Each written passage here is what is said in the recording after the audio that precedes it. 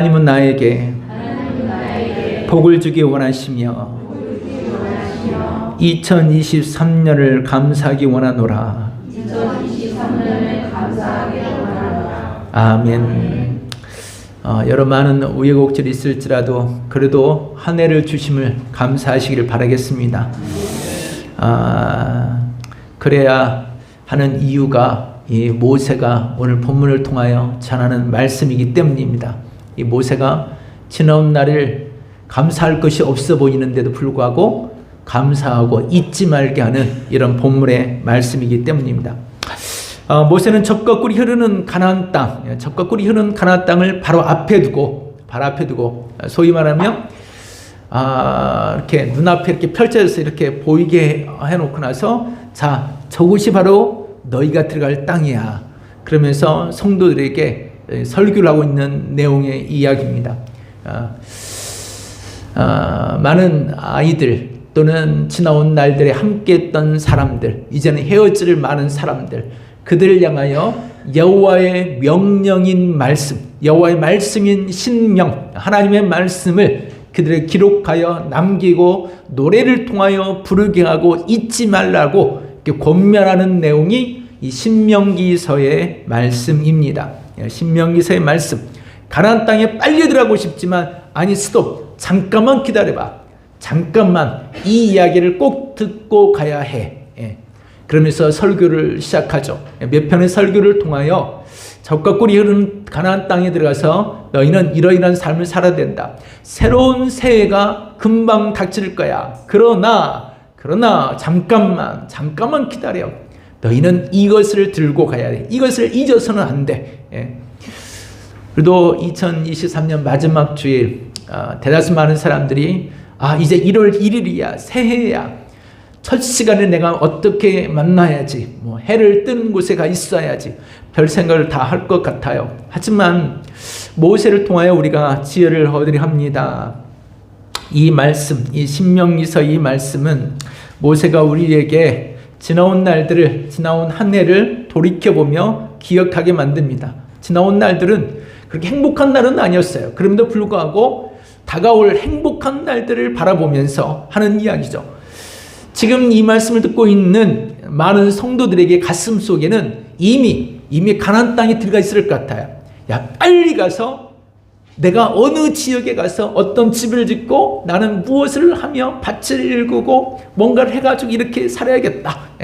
어떤 땅을 사서 그 땅에 집은 어떻게 짓고 앞에 정원은 어떻게 만들고 지금 그렇게 하고 계신 집사님이 계시죠? 지금 저 부여의 300평 집에 열심히 지금 행하고 계시는데, 내가 빨리 가서 그렇게 해서 이렇게 해서 이렇게 해야지. 이런 마음, 지금 이스라엘 백성들에게는 정말 가슴 벅찬 이야기입니다. 왜냐하면 뒤를 돌아보면 광야길을 걸어왔잖아요. 험난한 광야에 돌산에 척박한 그런 곳에 살아오다 왔는데 이제 갈 곳은 푸른 초장과 맑은 물가가 기다리고 있으니 얼마나 가슴 벅차겠습니까? 앞으로 다가오는 내일은 그들이 배부를 날만 이제 남았어요. 배부를 날만 남았어요. 그들이 꿈꿨던 그림 같은 집을 짓고 자식들과 함께 식탁에서 함께 먹여주면서 기쁘게 웃음소리가 나는 그런 날들입니다. 집 마당에는 강아지가 막 뛰어놀면서, 그리고 그 마당 저편에는 소를 한 마리 기르든지 염소를 한 마리 기르든지 하고, 그 밭에는 고랑이를 이어서 고구마도 심고 상추도 심고 적절하게 과실수도 심어놓고, 어느 연예인처럼 크리스마스 트리를 열몇 나무를 놓고서 거대한 나무라고 하더라고요. 각기 나름대로의 멋진 장관을 이룰 것입니다. 그래서 오늘처럼 비가 내리면 비의 운치를 생각하며 차 한잔 마시면 좋다. 이런 어떤 아름드리 이런 마음과 생각을 가질 수 있습니다.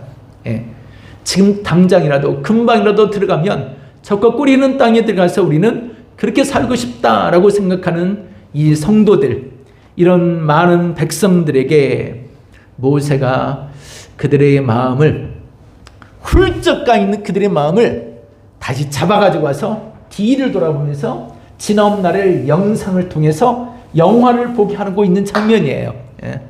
지금 그들의 눈은 앞을 보고 있는데 모세는 그들을 데리고 와서 지난 날의 영화 한 편을 이렇게 스크럽해서 영화를 쫙 보여주고 지난 날을 상기시키면서 이야기하고 있습니다. 그들이 지나온 날은 버겁고 힘든 날이었거든요. 힘겨웠던 날들이었습니다. 오늘 본문의 8장에서도 여러 많은 내용들을 이야기하고 있습니다. 너희가 지곳을 지나 그곳을 지나 지곳에 오르기까지 얼마나 힘들었느냐, 얼마나 어려웠느냐. 우리는 그렇게 어려운 삶을 살아왔다.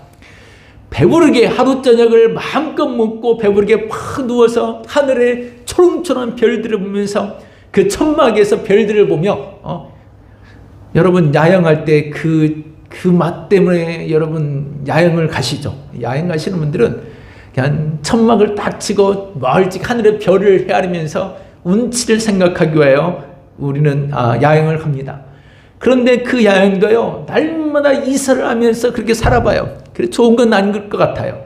그 이스라엘 백성들이 하루 종일 배부르게 먹고 하늘을 보며 별을 보면 그렇게 행복했을 거예요.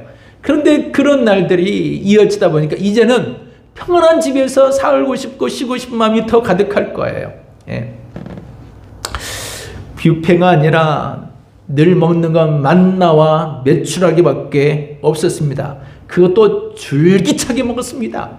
예. 입에서 침이 날 만큼 오죽했으면 우리가 이제 이것만 먹고 살다가 우리는 죽게 생겼습니다. 저 애굽에서는 종으로 살았을지라도 부추도 먹고 마늘도 먹고 별걸 다 먹었는데 여기서는 만나와 메추라밖에 없으니 쌀과자와 멸치만 먹고 여러분 산다고 생각해 보세요. 여러분 쌀과자하고 멸치만 먹고 여러분 살아가지겠습니까? 김치도 있어야 되고 좀 새콤한 뭔가 좀 있고 그것도 안 되면 컵라면이라도 있으면 다행이겠다 싶겠죠. 예. 그런데 광야길이 그렇게 배부르고 행복한 추억에 그리워할 만한 그런 곳은 아니었습니다. 예. 그런 곳은 아니었어요. 지난날 생각해보면 그래요. 우리 어릴 적 시골에서는 참 가난했어요. 제가 5살, 6살, 7살, 8살 때만 하더라도 어린 시절만 해도 참 가난했던 것 같아요. 예. 벌써 수십 년 전의 이야기입니다만 오죽했으면 어른들이 자주 하는 말이 죽은 귀신도 뭐하고 뭔 귀신이 좋다고요? 먹고 죽은 귀신이 때깔도 좋다고. 그 귀신이 어떻게 생겼는지를 본 적은 없는데 그렇잖아요. 귀신을 여러분 본 적 있어요? 죽은 귀신이 어떻게 언제 들어오신다 들어와 있나요? 자 드신다 그러면 먹고 있나요?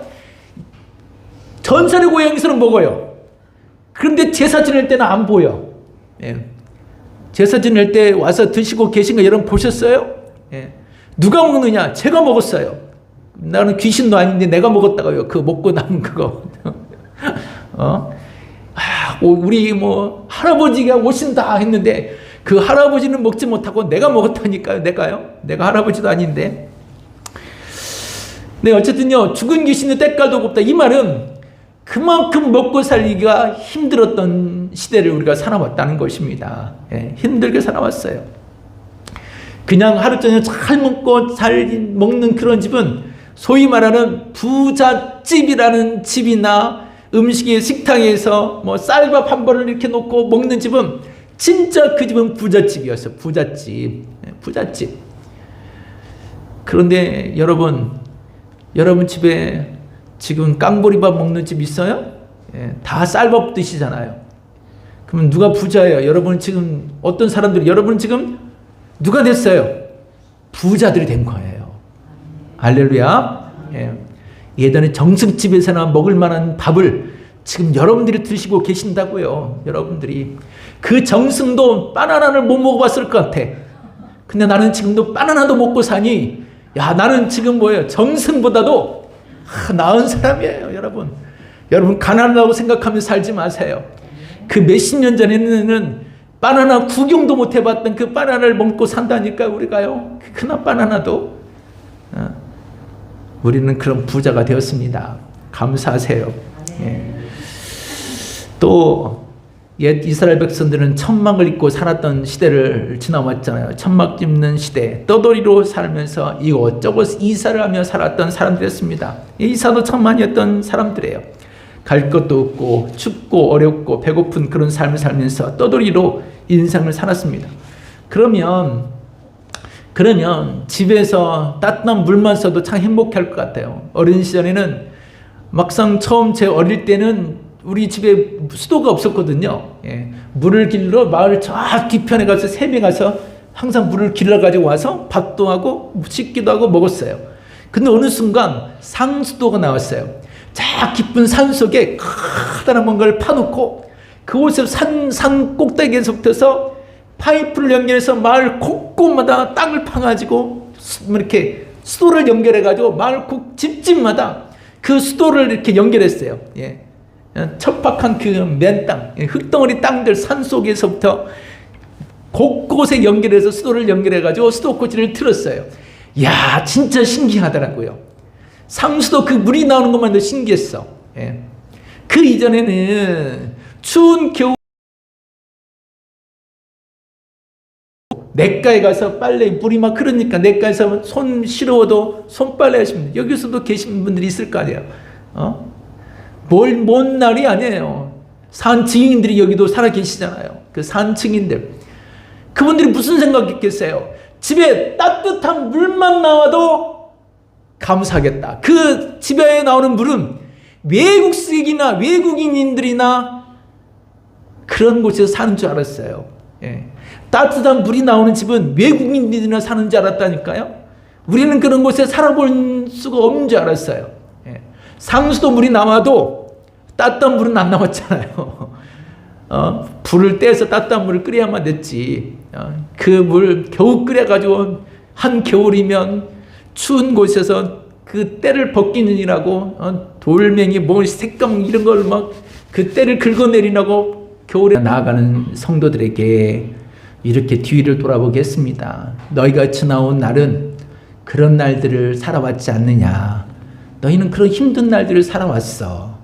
그런 힘든 날들을 생각해봐. 그래서 저도 뒤돌아봤어요. 올 한 해를 이렇게 뒤돌아보니까 한 해를 뒤돌아보면 여러분 어떤 마음이 드나요? 왠지 무거운 마음이 드는 것 같아요. 후회함도 느껴지고 그 무게감이 참 많이 느껴져요. 아쉬움도 개인적으로도 조금 더 이런 마음을 품고 시작을 했습니다. 근데 뒤돌아보니까 참 안타까워요. 마음도 쓰스름해져요. 예. 오늘만 보더라도 이 주일날 예배가 많은 이런 연말입니다만 하여튼 이 주일날도 이렇게 뒤를 돌아보니까 뭐 주일학교 학생들, 청년들, 장년 이렇게 생각하니까 왠지 마음이 먹먹해지더라고요. 새벽에 그래서 한 주, 2주 정도 이렇게 기도하면서 새벽에 문득 뒤를 돌아며 기도하니까 그냥 눈물밖에 안 나는 것 같아요.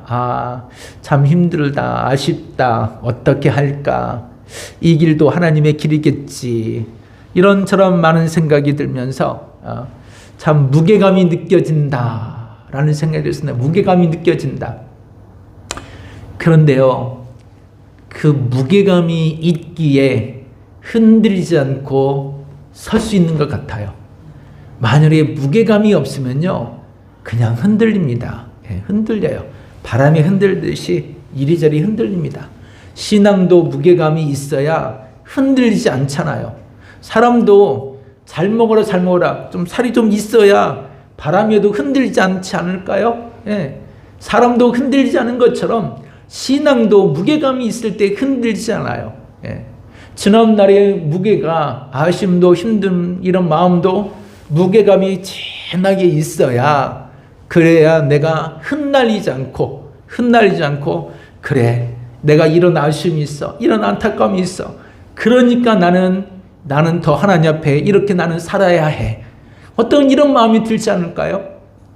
그래서 모세는 뒤돌아보며 안타깝고 힘든 많은 지나온 날들을 그 백성들에게 이렇게 이야기합니다. 앞으로 지금 당장 가고 싶지만 아니, 지나온 날을 생각해봐. 어렵고 힘들잖아. 그 무게감, 그 무게감은 잊어서는 안 돼. 무게감 잊어서는 안 돼. 잊지 마. 기억해야 돼. 기억해야 돼. 그리고 앞날을 향하여 바라보게 합니다. 지나온 날에 대한 모든 날들을 잊지 마라. 내일을 얻기 원하면 지난 날을 잊지 말아라. 너희가 집을 얻고 배부르게 살 것이며 여유를 누리게 될 것이라. 그런 날이 다가올 것이다. 그런 날이 다가오리라. 그 말에 대해서 모두 다 동일하게 아멘이라고 받았을 것 같아요. 그래 우리는 이제 배부르게 먹을 거예요. 그래 우리는 좋은 집에 살 거예요. 그래 우리는 멋지게 인생을 살 거예요. 이런 마음을 품을 그런 때입니다. 적과 흐리는 가나안 땅에 대한 희망과 기대감에 부풀어 있는 그들에게 모세는 책망과 경고를 하고 있습니다. 책망과 함께 경고를 하고 있어요. 경고. 신명기서에 어떤 축복의 내용이 참 많이 담겨져 있죠. 그런데 신명기서를 읽다 보면 축복에 대한 말씀들, 그래서 구절 뽑아서 우리가 암송할 만한 구절이 신명기에 참 많이 있습니다. 근데 문제는 이 축복에 대한 이야기보다 저주와 멸망과 경고에 대한 이야기가 갓줄로 많아요. 신명기 28장만 보더라도 1절부터 14절까지밖에 되지 않아요. 축복 이야기는. 그런데 15절부터 50몇 절까지가 다 저주, 이렇게 하면 저주받을 거, 이렇게 하면 멸망할, 이렇게 하면 무너질 거, 이렇게 하면 망할 것이다. 이런 이야기를 더 많이 하고 있거든요. 축복의 이야기보다 경고의 이야기, 책망의 이야기를 더 많이 담아서 백성들에게 전한다라는 이야기입니다. 권명과 당부보다 저주와 책망의 이야기를 더 많이 한다. 이 말은 겸손하라는 이야기입니다. 어렵게 힘든 날을 지나왔지. 그러나 겸손해야 돼. 무엇을 얻었을 때 내가 잘해서 얻었다고 생각하지 마. 무엇을 죽였을 때 내가 잘나서 얻었다고 생각하지 마. 하나님께서 그 힘든 날들을 지나오게 하셨다는 것을 잊어서는 안 돼. 왜냐하면 그 백성들은 그렇게 하고도 남을 백성들이었어요. 목이 곧은 백성들이다 라고 말합니다. 하나님이 주신 것에 감사하며 주었을 때는 희희낙낙 즐겁다 찬송했지만 뒤돌아서서는 어떻게 이럴 수 있습니까 하며 모세와 아론을 향해 손가락질하며 그들의 핑계거리를 찾으면서 하나님께 아우성치며 단언했던 사람들이 이스라엘 백성들이었습니다. 죽이겠다고 달려들었죠. 죽이겠다고 달려들었습니다. 왜 그것밖에 되지 않습니까 하면서 모세를 원망했습니다. 그래서 너희가 가나안 땅에 들어가서 잘 될 때에도 잘된 날, 분명히 잘되는 날이 될 거야. 새로운 날을 너희가 얻게 될 거야. 그런데 새로운 날을 얻었을 때 그냥 얻어진 것은 아니야. 그냥 얻어진 것은 아니야. 그 날을 얻기까지 눈물로 살아온 날들, 힘겹게 지냈던 날들, 그들을 기억해. 그들을 생각해야 돼. 다가올 내일에는 그때 너희가 잘 살게 되었을 때는 오늘 이 순간을 잊지 마. 너희가 그것을 얻기까지 옛 광야에서 너희 아버지가, 너희 어머니가 그토록 눈물 흘리면서 모래바람에 휘날리면서 그 모래바람 밖에서 조그만 불을 피워서 만나를 가져다가 쌀떡을 굽고 그것을 말려가지고 말린 그거 가지고 엎치락 뒤치락 해가지고 쌀 과자를 만들어서 어린 너에게 먹였던 것, 모래바람을 이기면서 먹였던 것을 잊지 마. 잊어서는 안 돼.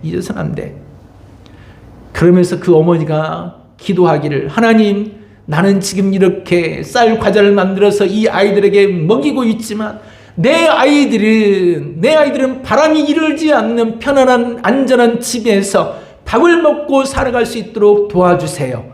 하나님, 난 이거 먹고 죽지만 내 자식들은 안전한 곳에 머무르게 도와주세요. 그 눈물로 기도했던 그 순간들을 잊어서는 안 돼. 그 자식들은 냉장고에서 먹을 것을 꺼낼 것이며 택배로 물을 시켜 먹을 것이며 인터넷 쇼핑하며 전 세계를 쇼핑할 것이라. 평안하게 따뜻한 온돌방에서 언제나 자볼까 했지만 그 자식들에게는 따뜻한 온돌방에, 그것도 앉기 좋은 침대에 누워서 편안하게 잠을 자는 그런 삶, 그냥 얻어진 걸까요?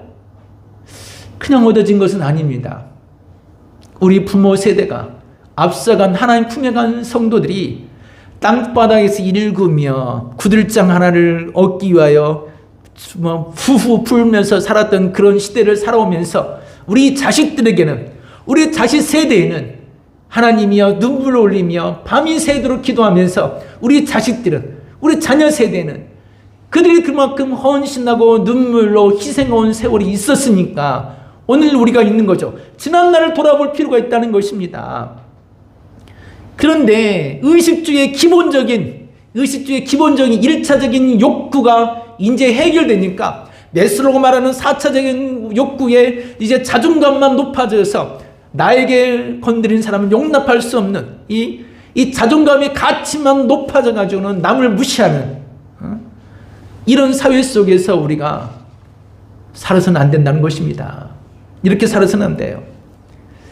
뒤를 돌아보면서 믿음의 선배들을 생각해 보았습니다. 모세는 그들에게 책망하고 경고하며 훈계하고 있는 거거든요. 사실 우리가 60년, 70년, 80년대를 생각해 보면 정말 가난하고 어려웠던 그런 시대에 교회가 유일한 희망이었어요. 한글을 모르는 사람도 교회 와서 한글을 배우고 세계를 모르는 사람도 교회 와서 세계에 대한 이야기를 배웠어요. 문화가 무엇인지도 모르고 예술이 무엇인지 모르는 사람들에게 어린 나이로부터 그림 그리기를 가르치고 색연필을 누가 성교사님을 보내준 것들을 가지고 가르치고 음악을 흘리면서 두드리면서 북부터 들리기 시작해서 드럼이 나올 때까지 음악 신디가 나올 때까지 이 교회가 모든 음악을 주관했죠. 지금은 하지만 세계 나가서 펼쳐지는 그 케이팝도 사실은 교회 음악이 어릴 적부터 교회에서부터 노래 부르며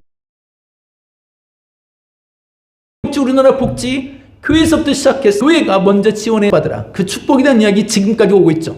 근데 지금에 와서는 이 축복받으라는 이야기를 기복신앙이라는 타이틀로 우리가 가끔 폄훼시킬 때가 있습니다. 하지만 그때는 그게 진짜였어요. 진실이었어요. 그것밖에 없었어요. 축복받고 사는 것, 복받고 사는 것. 그 당시에 기복신앙은 유일하게 그들의 돌파구였어요. 삶의 돌파구. 정말 복받고 살아야겠구나. 지금에 와서 기복신앙이라고 별거 아닌 것처럼 이건 낮은 단계의 신앙인 것처럼 생각하고 고상한 신앙생활이었던 성경이나 이런 공부나 이게 있는 것 같지만 그 시대엔 그게 신앙의 돌파구였다는 것입니다. 예. 무시할 수는 없어요. 지금에서는 약간 더 고상한 것을 우리가 알기 때문에 조금 이렇게 낮은 것처럼 생각하지만 소중한 거예요. 축복받고 사는 건. 복받고 사는 건 소중해요. 그런데 안타까운 건 한 가지는 그거예요. 복받으라 이야기했지만 그것과 함께 모세처럼 너희는 그런 날에 잘 살게 될 거야. 그런데 이 책망의 이야기. 그런데 잊지 마. 하나님이 주신 거야. 그런데 잊지 마. 하나님이 축복하신 거야. 그렇지 않으면 너도 망할 수 있어. 너도 가나안 땅에서 쫓겨날 수 있어. 너도 가나안 땅에 더 이상 못 살 수도 있어. 예, 모세는 당당히 이야기합니다. 가나안 땅 그들 다 내쫓았지만 너희도 내쫓아버릴 수 있어. 아예 그 자녀들에게 아주 훈계를 하듯이 냉철하게 이 메시지를 전하고 있습니다. 예. 그 당시에 우리나라 모든 목사님들이 부흥하면서 복받으라 축복하고 안수했는데 그때 이런 이야기를 좀 많이 해줬으면 어땠을까? 아주 저주스러운 이야기를 많이 했다면 오늘날처럼 우리가 이런 신앙생활은 되지 않았을 것 같아요. 오늘날 같은 이런 교회에 이렇게 정말 허해져가는 이런 벌판 같은 이런 시대의 성도들은 되지 않았을 것 같다는 이야기입니다. 그래서 모세가 뒤돌아보며 내일을 향하여 달려가고 싶은 그들을 향하여 모세가 이 말하는 것은 정말 중요한 것 같아요. 우리에게는 이미 우리 자녀들 세대에 이것저것 모습들이 나타나기 때문입니다. 우리는 가난했을 때는 정말 간절히 기도하고 하나님만 부르짖었어요. 그러면 그 가난이 통과해서 잘 된다면 잘 살았으면 어떻게 해야 돼요? 지금은요. 더 하나님께 감사하고 더 하나님께 붙잡혀 있어야 되잖아요. 그런데 얻어지면 얻어질수록 사람은 묘하게 악함이 생겨서 그런지 자꾸만 멀찍이 가요. 멀리 가요. 하나님께로 오는 것이 아니라 자꾸만 여행 가기를 더 즐거워하고 푸른 초장 가기를 더 좋아하고, 이런 시대에 우리가 지나고 있어요. 어려울 때요, 예배를 더 많이 드렸어요. 여러분 지금 뭐 연말에 예배가 또 있고 그래서 뭐 한 번만 드리겠다, 두 번만 드리겠다 하시는 분이 있는데, 배부른 소리예요, 배부른 소리. 어렵고 힘들 때는요, 두 번이고 세 번이고 날마다 교회를 가서라도 하나님 앞에 진짜 하나님이 필요하다고 그들은 기도했거든요. 뭐 두 번 드려, 세 번 드려, 그 말을 왜 해요? 하나님 앞에 5번 드려서라도 드리고 싶은 만큼 그 마음을 드려야지. 기도하는 거 쉼없이 기도하라 얼마나 가르쳤어요. 기도하지 않으면 응답이 없고 삶의 길이 열리지 않는데, 그럼 당연히 기도해야죠. 한 1, 2분만 기도가 끝날 건 아니잖아요. 하나님은 기도한 것만큼 주신다는데, 조금 기도하고서는 이렇게 얻고 나면 뻥튀기나 얻고 싶은 거지. 그건 뻥튀기나 얻고 싶은 신앙이지. 뻥튀기는 금방 사라져. 엿이 오랫동안 먹지. 우리의 신앙의 모든 모습들이 그럽니다. 이렇게 살다가는 저와 우리 아들, 딸들 때까지는 잘 먹고 잘 살 수 있어요. 그러나 손주대, 그 밑에 내려가게 되면, 그 후대 가게 되면 남은 것이 없을 거예요. 남은 것이. 이대로 가다가는 우리의 가정뿐만이 아니라 우리나라까지도, 우리나라 모든 신앙생활도 정말 큰일 날 이런 상황입니다. 하나님께 더 가까이 가고 더 붙잡히고 더 많이 무엇인가를 할까? 이게 이만큼 주셨으니까 감사해, 내가 더 이렇게 할게요. 아니, 사람도 얻은 것이 있으면 그만큼 더 주겠다고. 내가 밥 한 번 샀어요. 그러면 고마워, 다음번 내가 살게. 더 큰 상권에 가서 또 사고, 다음번 내가 또 차까지 내가 대접할게. 사람 사는 사이도 이런데 하물며 하나님 앞에, 아니 물도 나오지 않는 그런 곳 살다가 집안에서 따뜻한 물에 목욕까지 하며 사는데, 이게 행복감이 있는데, 이 행복감이 그 감사하면서 다 어디로 가버리고 하나님 앞에 투덜투덜 분쟁하며 하나님 나 못 가요, 안 해요. 예배 생활도 직분의 모든 일들도 다 이렇게 멈춰버리면 우리는 괜찮다니까요. 우리 다음 세대에 가게 되면 부끄러워지는 거예요. 우리가 그의 할아버지가 주신 거 다 그렇게 말아먹었다고. 우리 아버지가 그랬어요. 우리 아버지가 할아버지의 그 방앗간 하면서 얻었던 땅이며 돈이며 우리 아버지가 다 날려먹었거든요. 그래서 나는 우리 아들에게 줄게 그 땅이 없어요. 그런 땅이. 우리 할아버지 그 땅들이 없다고요. 그럼 누가 지금 잘못한 거예요? 우리 아버지가 잘못한 거잖아요. 내가 우리 아버지 욕은 하지 않지만 나는 우리 아버지한테 얻어먹은 게 별로 없는 것 같아서 그렇게 된다고요. 우리가 주춤해서는 안 되는 상황입니다. 마지막 한 노르웨이의 한 화가 이야기만 해드릴게요. 5살 때 어머니가 세상을 떠났습니다. 그래서 누이가 어머니처럼 돌봐줬는데 그 누이도 13살 돼서 누이도 떠났어요. 누이도 떠나버렸습니다. 하나뿐인 동생이 있었지만 그 하나뿐인 동생도 정신병원에 입원을 했어요. 절망하고 슬퍼서 온 세상이 무너진 것 같은데 해가 이렇게 넘어가는데 해가 넘어가는 해를 보니까 그 해가 너무너무 막 타오르면서 막 절규라는 것 같아서 막 몸부림치는 것 같아. 그게 꼭 자기 이야기 같았어요.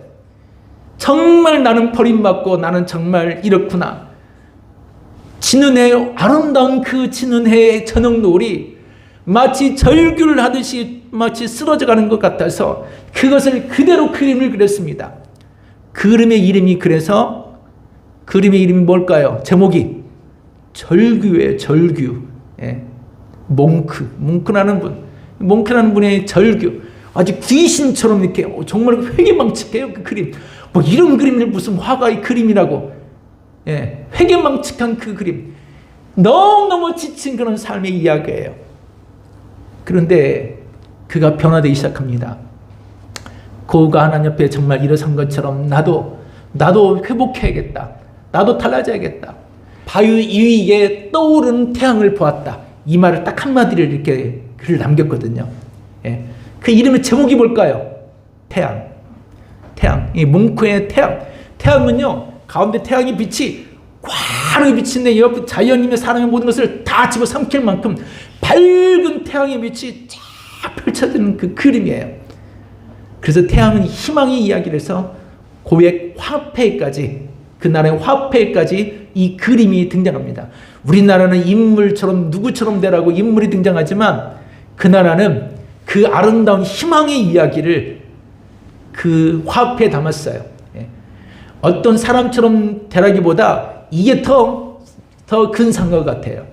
더 외국 화폐가 더 큰 산 같아요.